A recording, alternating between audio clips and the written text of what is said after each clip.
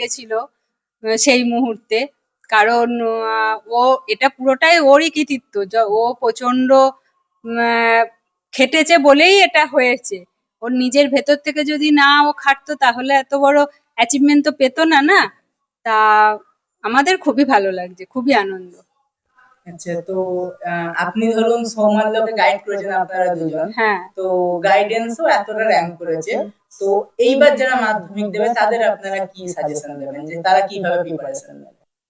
ও যেটা বললো তারা প্রিপারেশন মানে ওই বই খুঁটিয়ে পড়তে হবে, মানে সিরিয়াস ভাবে তাদেরকে প্রত্যেকটা লাইন খুঁটিয়ে পড়তে হবে।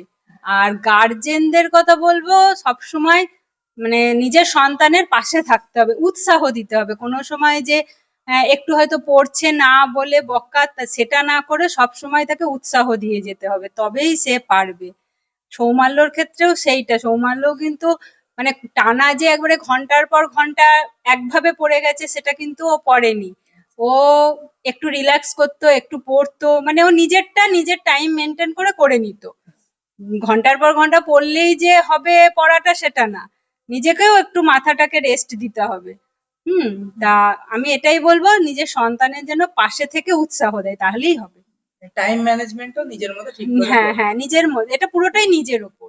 স্যার, এবার সৌমাল্য এই যে এত ভালো র্যাঙ্ক করেছে, আপনিও একজন টিচার, তো এইবার আপনার কেমন লাগছে এত ভালো যে ভীষণ গর্বের রেজাল্ট, আমরা খুব খুশি, ভীষণ গর্বিত অনুভব করছি।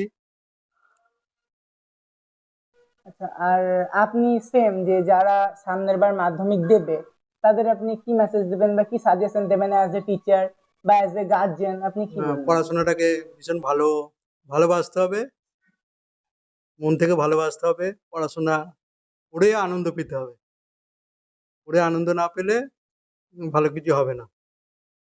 পরীক্ষার যথেষ্ট আগে থেকে সবকিছুই লিখে লিখে প্র্যাকটিস ছাড়া ভালো রেজাল্ট হওয়া সম্ভব নয়। প্রত্যেকটা জায়গায় লিখে লিখে প্র্যাকটিস করতে হবে, 7টা সাবজেক্ট।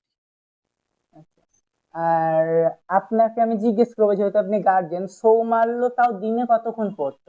ওর তো ধরাবাঁধা রুটিন পড়েনি, ধরাবাঁধা রুটিনে পড়েনি। ও প্রাইভেট টিউশনি বা স্কুলের বাদে যখন যখন যেমন ইচ্ছা হয়েছে